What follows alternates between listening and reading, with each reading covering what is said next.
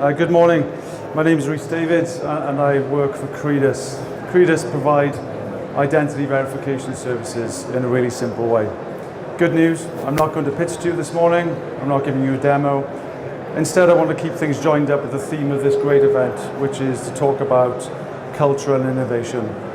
Specifically how we feel has played a central part of how we've achieved rapid growth and sustained growth.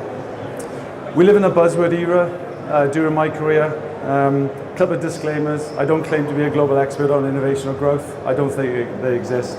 And I'm going to take you on a whistle-stop tour of innovation. To achieve that in 10 minutes would be quite a feat. So it'll just take you through the journey of Credas, how we've come to be. We live in a buzzword era. The two I want to focus on are culture and innovation. We've all been parts of businesses and teams probably where we heard it. In my own experience, I hear it a lot, but I've never seen it anchored to the day-to-day reality of how the business actually operates and how teams behave and how individuals interact.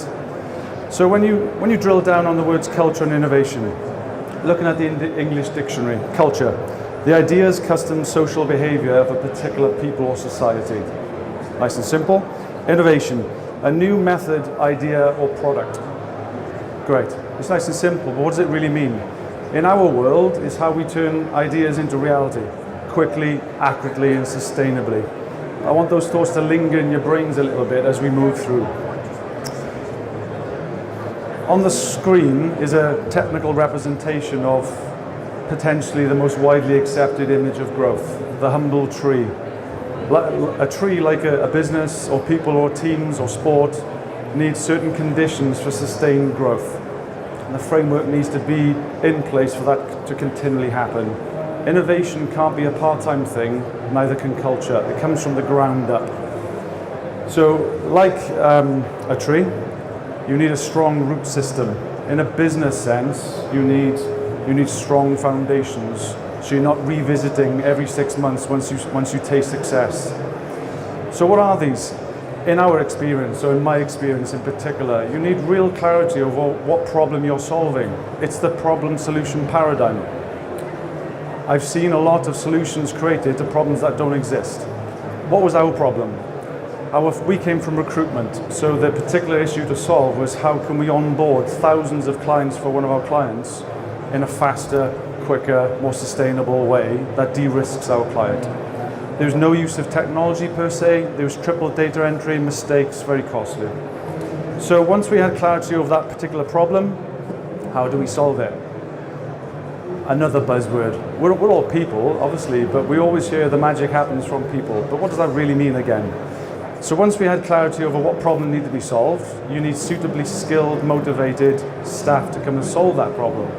They need a certain level of emotional intelligence, work ethic to fit into a very early business so you can get going quickly. Next up, strategy.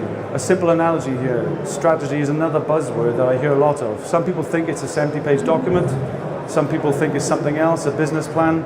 They're all valid, but for me, it's just a very evolving, living, breathing thing. If you want to cross a river, your vision is to cross the river. Your strategy is how you're going to do it. So for us, the context of the problem that we needed to solve was the anchor that drove us forward in a quick way. Next up, processes. A really, really boring word, but it's fundamental to businesses and teams. Processes are very much the DNA of a business, and I can list off hundreds. So, a live client. What is a live client? How do they become a live client? How do you turn feedback into reality?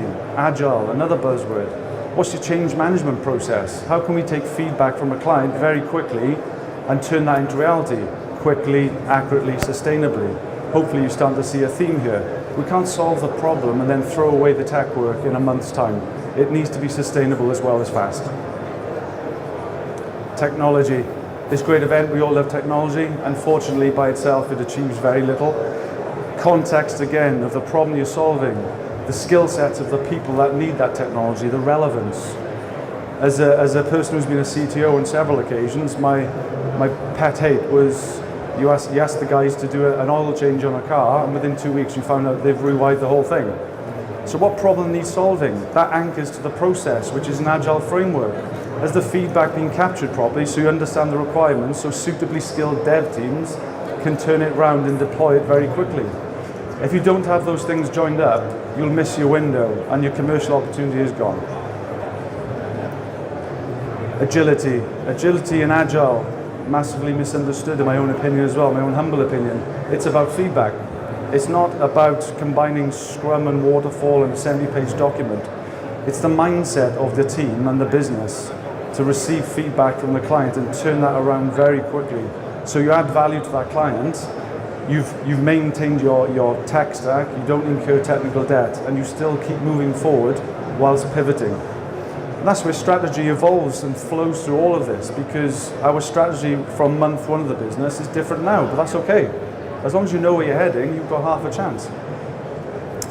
Performance, unless you're working in a charity, we're here to drive revenues and make some money. So how do you measure that? Once you have everything else in place, are your sales teams briefed? What are the process for them selling? Do they have the right collateral? How do you measure performance? We're a multi-channel business, so much of our brand awareness is driven through digital channels. How do you measure it? If we spend 100 grand a month on PPC, how do you know that's working? Are you guessing? So having all these things in place from an early age, we worked massively on the first 6 months.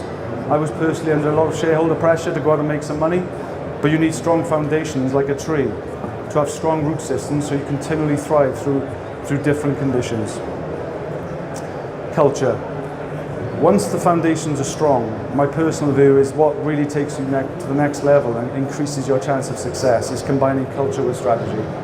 All of these things absolutely need to be in place in my own opinion.